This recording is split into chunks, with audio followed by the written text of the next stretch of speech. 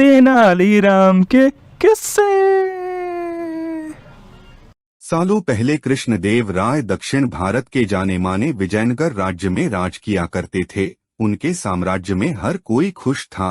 अक्सर सम्राट कृष्णदेव अपनी प्रजा के हित में फैसले लेने के लिए बुद्धिमान तेनालीराम की राय लिया करते थे।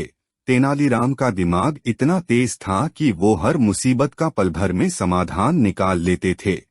एक दिन राजा कृष्णदेव के दरबार में एक व्यक्ति रोते हुए आया। उसने कहा, महाराज, मैं नामदेव पास की ही हवेली में काम करता हूँ। मेरे मालिक ने मेरे साथ धोखा किया है।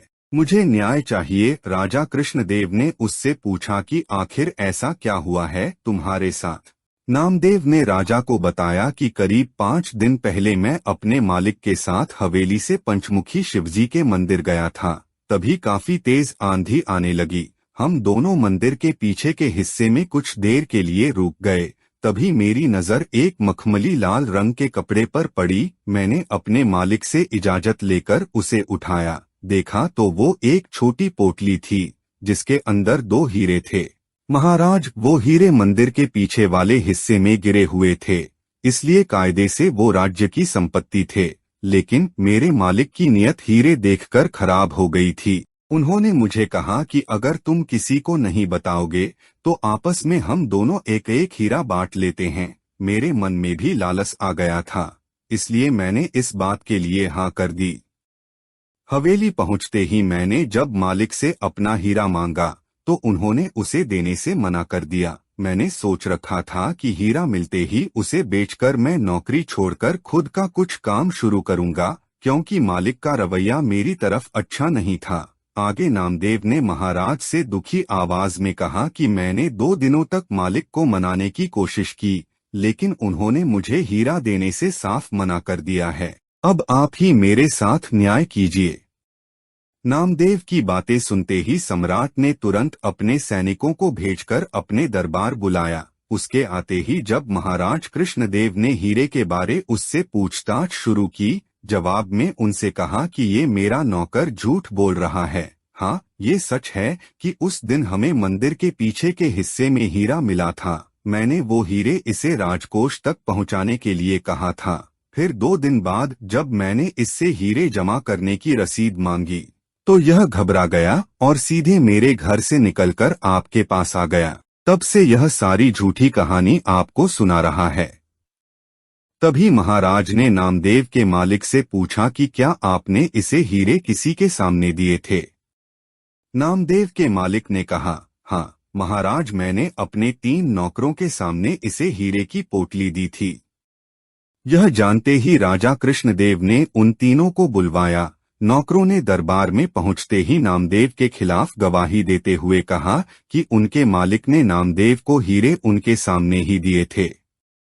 तभी दरबार से निकलकर कुछ देर महाराज अकेले में अपने मंत्रियों से सलाह-मशवरा करने लगे। सबसे पहले राजा कृष्णदेव ने कहा कि मुझे नामदेव सच्चा लगता है। उनके अन्य मंत्रियों ने कहा कि महाराज, हम उन गवाहों को नजरअंदाज नहीं कर सकते हैं। फिर राजा कृष्णदेव ने तेनालीराम की तरफ देखते हुए इशारों में पूछा कि उनका क्या कहना है। मुस्कुराते हुए तेनालीराम ने कहा कि मैं अभी सच और झूठ का पता लगा लूंगा, बस आप लोगों को कुछ देर पर्दे के पीछे बैठना होगा। राजा ने तेनालीराम की बात सुनते ही ठीक वैसा ही किया। दूसरे मंत्री भी राजा को देखते हुए पर्दे के पीछे बैठ गए। अब तेनालीराम ने पहले गवाह को बुलवाया और हीरे के बारे में पूछा। उसने वही पुराना जवाब दिया। फिर तेनालीराम ने कहा कि ये बताओ, वो हीरे कैसे दिखते थे? क्या तुम उनका आकार इस कागज में बनाकर दिखा सकते हो? उस गवाह ने कहा कि वो एक पोटली में थे, इसलिए पता नहीं कि वो कैसे दिखते थे। तेनालीराम ने पहले गवाह को वही रुकने के लिए कहकर दूसरे गवाह को बुलवाया और वही सवाल पूछा। दूसरे गवाह ने कहा, मैंने वो दोनों हीरे देखे थे। फिर उसने कुछ अजीब से चित्र बना दिए। फिर तीसरा गवाह तेनाली के सामने आया और उसने जवाब में कहा कि हीरे एक कागज में लिपटे हुए थे, इसलिए उसने उन्हें देखा नहीं। पर्दे के पीछे बैठे राजा ने तीनों गवाहों की बातें सुनी थी। सबकी अलग अलग बातों से यह स्पष्ट हो गया था कि नामदेव सच बोल रहा था और उसका मालिक झूठ। तीनों गवाह को भी समझ आ गया कि उनका झूठ पकड़ा गया है। सभी ने महाराज के पैर पकड़कर उनसे माफी मांगते हुए कहा कि हमें हमारे मालिक ने झूठ बोलने के लिए मजबूर किया था। हम ऐसा नहीं करते तो वो हमें काम से निकाल देते। राजा कृष्णदेव अब सीधे दरबार गए और नामदेव के मालिक को गिरफ्तार करके उसके घर की तलाशी करने का आदेश दिया। कुछ देर बाद ही सैनिकों को उसके घर में हीरे मिल गए। बस फिर क्या था, महाराज ने हीरे जब्त कर लिए और उस पर 30,000 स्वर्ण मुद्राओं का जुर्माना लगा दिया। उसमें से राजा ने 10,000 स्वर्ण मुद्राएं नामदेव को दे दी।